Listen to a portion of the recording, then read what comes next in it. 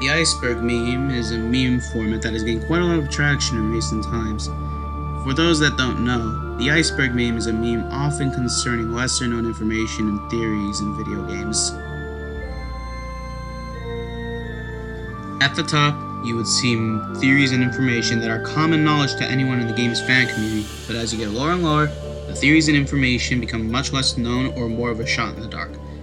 Now let me show you the Iceberg me and a few guys I know have came up with. There are spoilers in this Iceberg that deal with major plot points of all routes in 3 houses, so if you want to avoid being spoiled, then find something else to watch. As always, in any Iceberg video, I will be starting with the top layer and working my way down. If you believe that some parts should be in different locations, feel free to tell me. This is the best I could come up with at the moment. Also, I wasn't able to put up some stuff because of a lack of proof, or I couldn't find what was being talked about.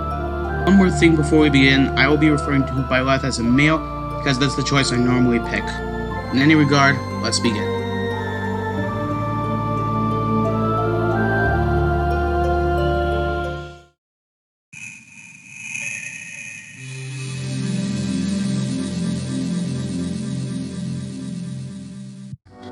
Marianne kills herself if she was not recruited. If you take a look at Marianne, you notice that she doesn't look very happy and likes to keep to herself. Another thing that quickly makes itself rather clear is that she prays a lot, and during the time skip, if you haven't recruited her, regardless of the route selected, she doesn't show up as an enemy in part 2. This may not seem too concerning at first. She is a bit shy and wants to help out her adoptive father. But in her A support, she explicitly tells Byleth that what she was praying for daily was for the goddess to take her, noting that she felt her life was not much more than a burden. Maybe it was because of her crest, which she deemed a curse? The likely answer, she never really liked having her particular crest.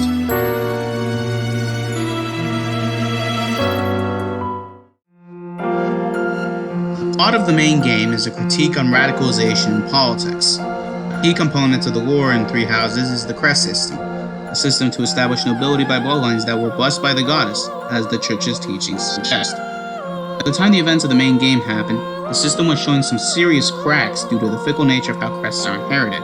Some noble bloodlines might not have crests. As for houses like House Gaultier, a crest is essential because they need to use their hero's relic, the Lance of Ruin, against the Sereng people if they invade, and Chapter 5 explains in horrific detail what happens when someone without a crest uses a relic. It can even happen if someone with a major crest that matches uses it too much. In response to this, Edelgard declares war on the church after the events of Chapter 11's map, and in her own route she notes that she wants to establish a meritocracy where the people most suited for the position would get a position in government, regardless of bloodline. However, a meritocracy is more corruptible than the crest system, flawed as it may be, because what is considered worthy can fluctuate rather easily.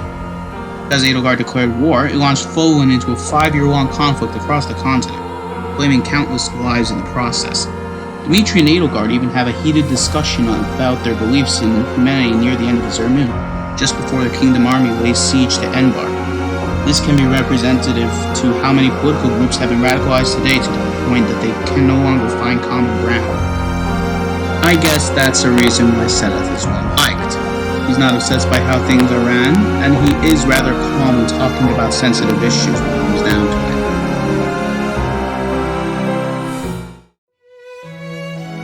Male dancers were an afterthought. 3 houses of the first game where males could be dancers, and I mean dancers because previously male refresher units were either bards or birds, not actual dancers. However, even in the game, male dancer outfit looks like it could use more time in the oven. After all, it looks like an oversized t-shirt with a bathrobe partially on, while the female dancer has a more flashy, revealing outfit. In addition, the female dancer's sword animations are unique, whereas the male dancer's versions just use the default animation for males. But hey, Dimitri as a dancer was instrumental to proving Blue Lion 0% growth was possible the first time around. I guess another reason why Brawler, Grappler, and War Master are male exclusive classes is to catch up on male fan service. Maddening was not play tested. Have you ever felt that maddening felt like a difficulty that is overly frustrating? Well, worry not, you're not alone. Many people have also been frustrated at the difficulty and have even been soft-locked before. and so the enemy stats being ridiculous right from the word go, often due to the same chapter hunting the Daybreak because that map is incredibly poorly designed. Word about this problem actually reached the developer when he was asked about the spike in difficulty at the beginning of the time skip. People getting stuck on it. What's more aggravating is that the developer said that since this is maddening mode, there's not much we could do about it. Not only a maddening difficulty, but a maddening response from the developer. Not a good look on the day.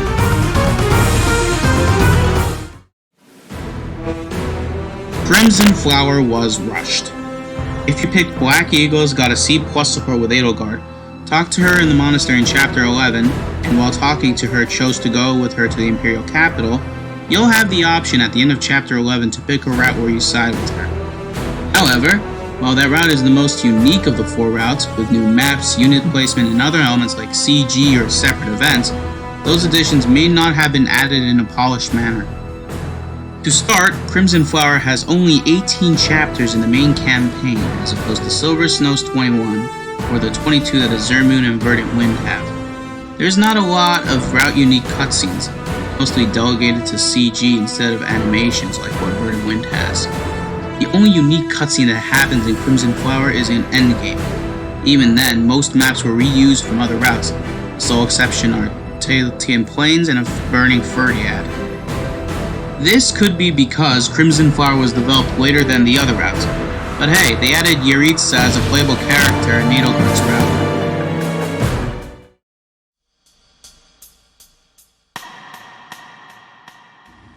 Dimitri's Ghost. In Silver Snow, the Resistance Army does not go to the battle at Gronder, which is why it is 1 chapter shorter than Azure Moon and Verdant Wind. As such, the forces of the Kingdom, Alliance, and Empire clashed in that field without the Resistance Army. During that battle, Dimitri is reported to have died off-screen, a trend that is present in the other routes. However, in the events of Silver Snow, Byleth gets approached by an unknown figure, but after the player selects the only option there, I thought you were dead, the game pans over to Dimitri, who explains his woes to Byleth. After Byleth talks to him for a bit, the screen fades to black and Seteth wakes up a Byleth who apparently was asleep. Byleth then asked where did he go, in reference to Dimitri, but Seteth tells Byleth that he was probably seeing things. In your first interaction with Dimitri in Azure Moon after you were gone for 5 years, he says that I should have known that one day you would be haunting me as well, before being notified that Byleth was not dead. Perhaps this dialogue in Silver Snow was a reference, because Dimitri is now haunting Byleth.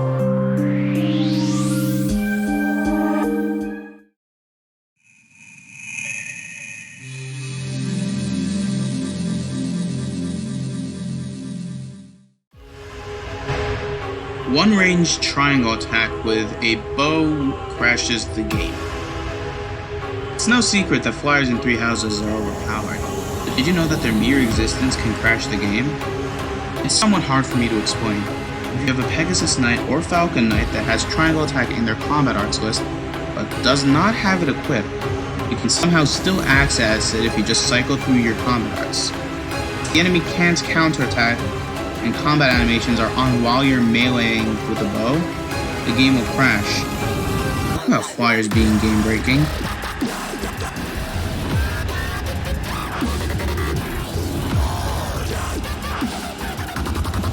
Armor breaking a monster and breaking a breakable wall at the same time crashes the game.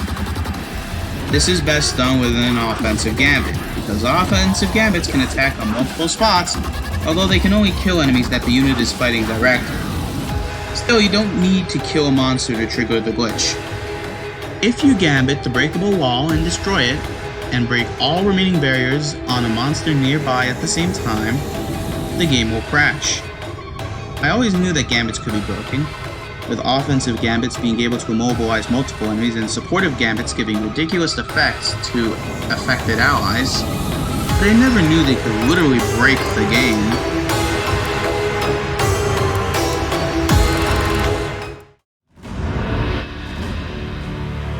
Dimitri had a son during the events of Crimson Flower. During the events of Crimson Flower, the set of events that happened when Byleth was knocked out for 5 years is different than in the other routes. Instead of being framed for his uncle's death and escaping his execution, Dimitri becomes the king of Fargus during the time skip. Crimson Flower also has enemy Gilbert, who doesn't show up in other routes. You fight him after the time skip in Endgame, where his battle quote mentions his commitment to the royal bloodline of Fargus. At that point in the game, Dimitri is dead, so this can mean that during the 5 years that Byleth was knocked out, Dimitri had a son. I say son because in Gilbert's solo ending in Azure Moon, it mentions that he spent the rest of his days training the young prince. But in the ending of Azure Moon, Dimitri became king, so he's no longer a prince. While the argument that Rufus may still be alive in Crimson Flower has some weight, nothing can be said conclusively on what happens to him, because the game never mentions it. Maybe he just went back to running Itha territory, or he died without the player knowing. And who is the mother of Dimitri's son? I guess that's for shippers.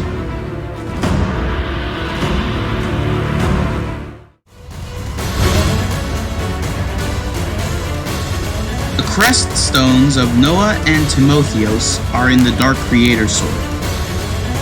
Some people are a bit upset that Constance and Happy don't have their own relics, whereas Yuri and Balthus do. But in all fairness, it's possible that they were stolen by those who slither in the dark to make the Dark Creator Sword. The Crest of Flames is canonically a very powerful crest, and Byleth has the only stone available, so I suppose that 2 other stones had to be used to replicate the power. These stones can be seen in the endgame cutscene of Verdant Wind, and pretty early on in that cutscene as well.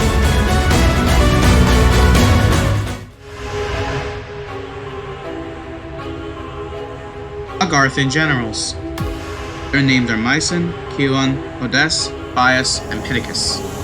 These people have generic mugs when you fight them, but it's hard to not think if they were meant to serve more important roles in the story, or if they already have. Alice, Kranya, and Solon are proof that Agarthans can mimic other people, so perhaps these people may have impersonated others like Cornelia.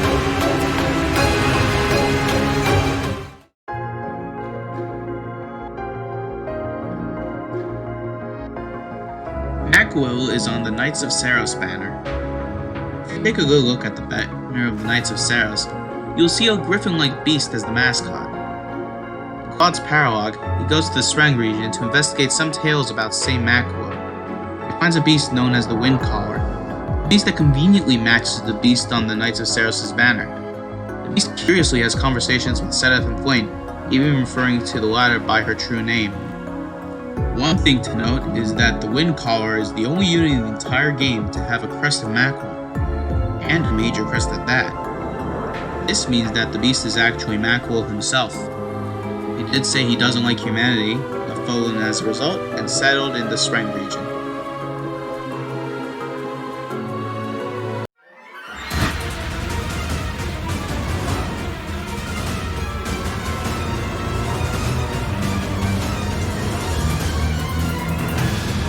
Inferno mode. When 3 Houses was first mined, 2 unused difficulties were found, and one of them went by the name of Lunatic. That difficulty was later renamed Maddening and released to the public. The other difficulty didn't have the same luck. That difficulty was known as Inferno, and it was never released. The only way to play it is through save editing. Inferno mode was never finished, however.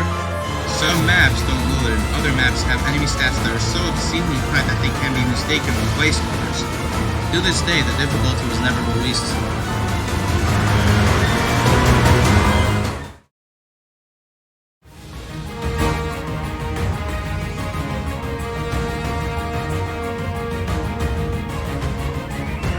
The Endish Blow Mortal Savants. Something Manning does for generic enemies in Advanced and Master classes is that they have an extra ability. Storm Masters have Quick Riposte, Snipers have Vantage, Grapplers get Defiant Speed, etc. The Mortal Savants were special. They had 2 extra abilities in Seal Magic and Fiendish Blow. However, this was changed in the update that made Yaritza playable. Mortal Savants lost the ability to do 6 extra damage with magic if initiating combat. This game really does not like the class.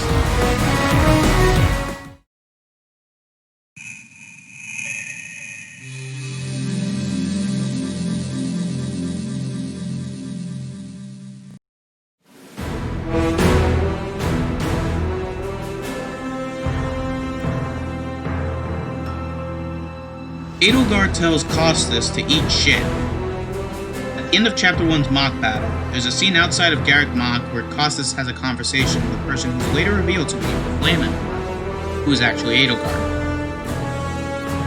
When Costas asked her how they are going to finish this, she said, "You die," in the English version.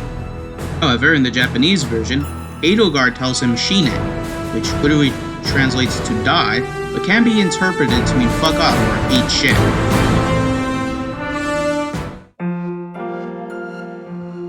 Seteth has an illustration of Sethlin in his office. For some background information, Seteth and Flayn are Saint Keyhole and Saint Sethlin respectively, and therefore Nabateans, much like how Indek, Makul, and Rhea are. This means they had draconic forms, but it's implied that they lost the ability to shapeshift. A Reddit user that goes by the username of Uriel Barakiel brought up a theory that there is art of what Seteth and Flayn looked like as dragons, and it's hidden in plain sight. The art of what Flayn looked like as a dragon is in Seteth's office, and the painting depicts a dragon with a single pair of horns and small claws in a field of forget-me-nots, a flower which Flayn really likes. This dragon is even on the church's mural where Sothis and the saints are present. This also means that Indek had wings.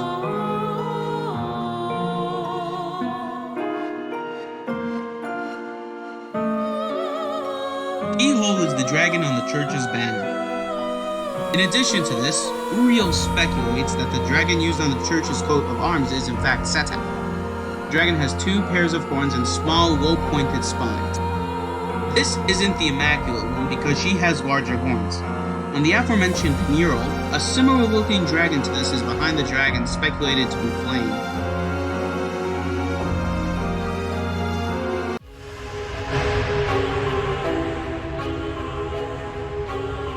Mycen was intended to be more relevant. All the Agarthan generals I listed before. There are possibly none more relevant than Mycen. He shows up in 3 maps, which is more than the other generals who may only be showing up just once, such as Keelan.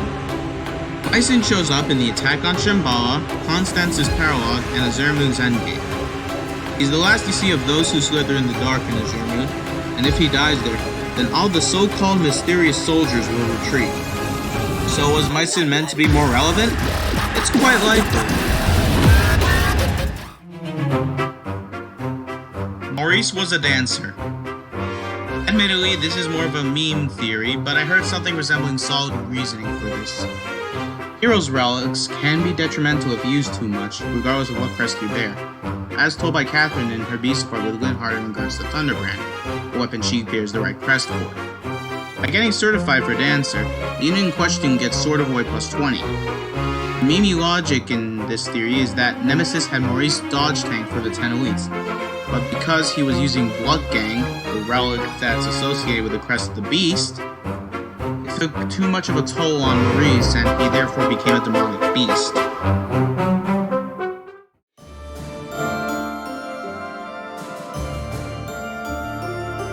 Silver Snow was written first. In an interview with developers from Koei Tecmo's scenario creator team, they mentioned that Silver Snow was the first route that was developed. And thinking about it, it does make sense. Silver Snow has much of Part 2's maps for both Verdant Wind and Azermoon, as well as similar base plots from Chapter 13 until Chapter 16, where it splits off a bit because Verdant Wind and Azermoon have Bailat's army going to Gronder, unlike Silver Snow.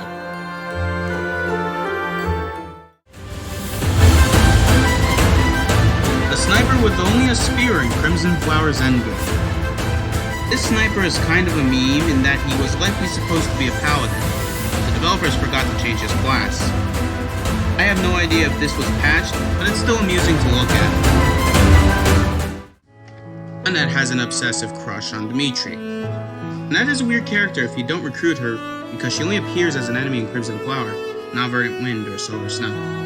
During the 5 years that Byleth has knocked down in these routes that is not Crimson Flower, Dimitri is thought to have been executed, but in Crimson Flower, where Dimitri did rule as king until he died in the Teletian Plains, Annette is in Ferdiad alongside her father Gilbert, in the only instance where they're enemies in Part 2.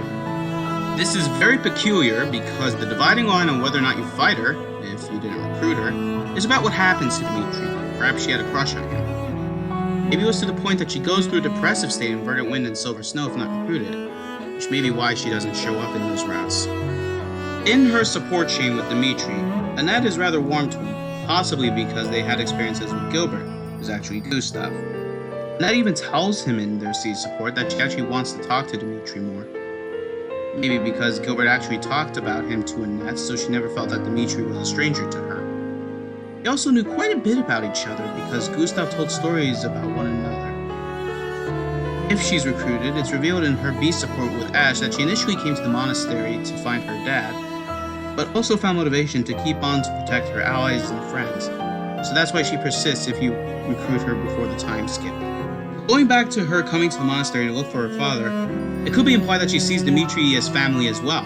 In her C support with him, she says that he's almost like her big brother.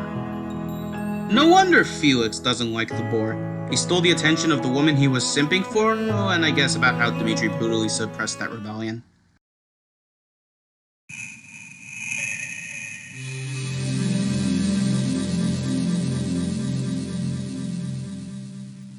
Snipers were meant to learn Fistbreaker. In the initial data mine of 3 houses, a counterpart to Swordbreaker, Lastbreaker, Axebreaker triangle was found in the Fistbreaker, Tonebreaker, Bowbreaker triangle, and they may have been intended to be learned via weapon ranks. However, in the release of the game, Warlocks got Bowbreaker and Grapplers got Tonebreaker through class mastery. What happened to Fistbreaker? It is unused in the current game, but many speculate that since Bowbreaker and Tonebreaker were learned by Warlocks and Grapplers respectively, that the advanced classes that specializes in bows, Snipers, should have gotten it alongside Hunters Volley. I guess that the developers saw that such a break wouldn't be necessary because Snipers tend to be on the accurate side of these enemies, not the one be facing a knuckle sandwich when attacking. Lorenz was the original protagonist for Verdant Wind.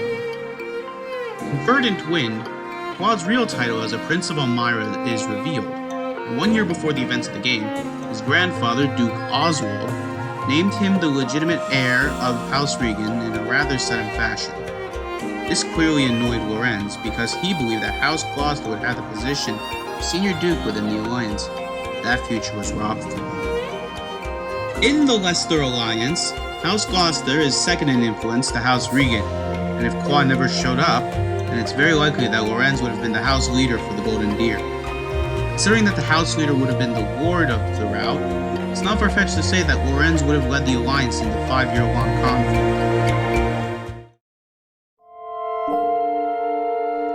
Byleth grooms his students and attacks the centers to silence them. If you bought the DLC for 3 houses, you get access to more quests. One of these quests is named A Question of Conduct, and in the quest, a student the same gender as Byleth accuses him of acting too improper with his students, and challenges him to defend himself in the tournament. Considering how Byleth can act a bit intimate with his students, often to a degree of being seriously uncomfortable, the accusation that Byleth grooms his students holds some weight. I guess it doesn't help his case that some of the students he teaches are rather young. Rodrigue plotted his sacrifice. Pretty early on, Byleth has been shown to use Divine Pulse as an actual ability in the game's story, notably when he tries to save his dad Geralt from Cronya's blade, but to no avail. After the bloodbath that was the battle at Gronder, in the Zer Moon, Rodrigue intercepts a stab from Fleisch, losing his life for the sake of his friend's son. But Rodrigue tells Byleth to do it now, before Byleth lets the creator Sir go and kill Fleischer in retaliation. This has led people to believe that Rodrigue plotted his sacrifice with Byleth without the player's knowledge, which may explain why he didn't use Divine Pulse. Myson's model. This video has talked quite a lot about Myson, running the Garthan generals with a name. Did you know that he had a model issue until version 1.2.0? For that update, Myson had different models depending on the route. Occasionally he had a beard, and sometimes not. However, once the update went live, he has a consistent model. While I never paid attention, I hear he consistently now has a beard, even if it's otherwise.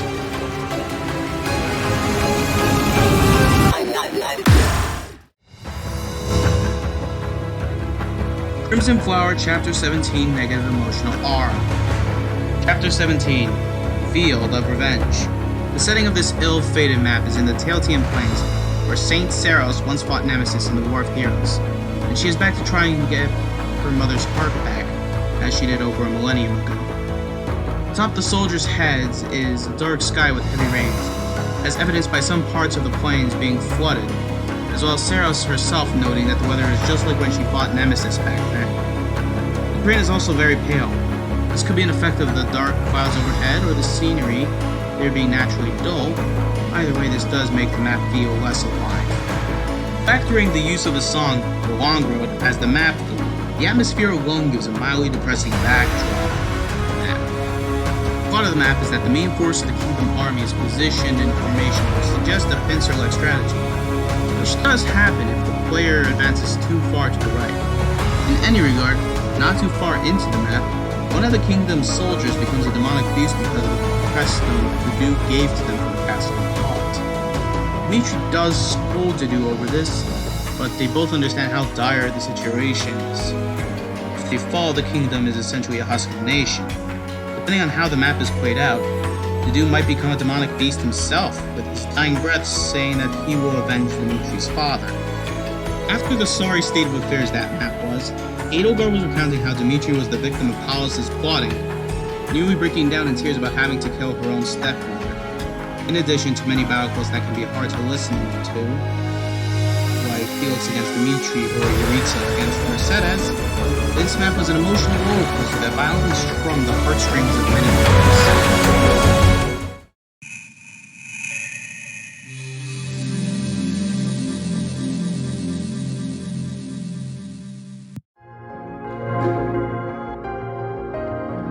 New Game Plus flashbacks. In the beginning of the game, Byleth has a dream of the War of Heroes, as well as some weird visions he has after that before seeing Sothis. This theory states that in New Game Plus, Byleth sees the war of the previous playthrough, and he gets shock and trauma that makes him forget almost everything that happened in the previous playthrough. It could explain how he can get some characters' ranks up, despite never technically teaching them, or forming very strong bonds with cast members he just met.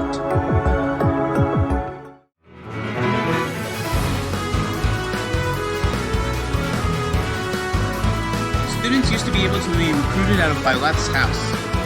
When playing through 3 houses, you have the ability to recruit units from other houses, giving certain proficiencies and stats are to the target's liking.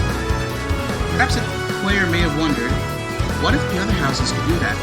And then dismissed the thought, believing it to be unfair. Well, unused data in the game's code suggests that would have been the case. Bird and Quinn, Claude and Lorenz have a battle dialogue in Chapter 16, but in the final release that would have been impossible because they both join you in Chapter 1. A similar story is the case where Felix and Annette could have appeared as enemies of Zermoon in the chapter we take back Cardiac, with battle conversations to boot. Why this was not in the final version is not clear, although the notion that it would be unfair to the player isn't too loud. Alice has an unused perf sword. Alice is the leader of those who slither in the dark, and he has an unused perf sword in the game's code. It's called Redil, a decently strong sword named after a sword in Norse mythology, which was owned by a dwarf named Rain.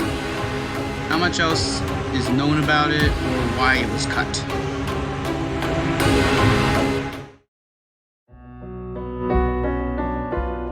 Some units in Cindered Shadows cheated on their certification exams. In Cindered Shadows, your units started out with predetermined ranks that can never go up, but the ranks are often quite high. Even so, some ranks might not allow them to reach some of the classes they have access to. Take Linhardt, for example. He has B rank Faith and C rank Reason. Those ranks combined with his luck should not give him anything resembling an outcome to allow him to certify for Bishop, much less Warlock, yet he has access to both classes. Then again, the continuity of Cindered Shadows is weird to begin with, so maybe different physics are at play? Who knows for certain?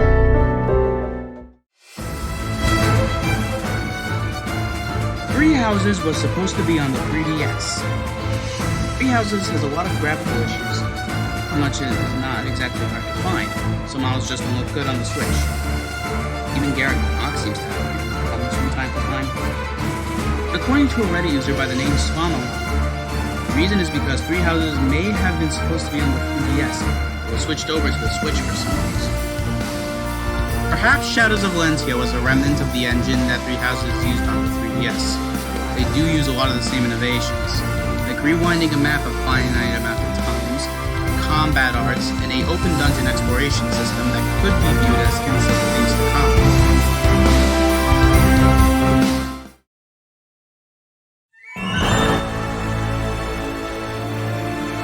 So that's the iceberg of Fire Emblem Three Houses. That was a summation of all sorts of weird knowledge and shot-in-the-dark theories that I could find something resembling consistency. I'd like to thank ltranc, who actually was responsible for a large amount of, if not most of, the content of this iceberg, as well as some of the explanations for knowledge. I also have a list of credits of images I found because, quite frankly, I needed to find something, and that's the least I can do. And with that, see you the next time I feel like uploading.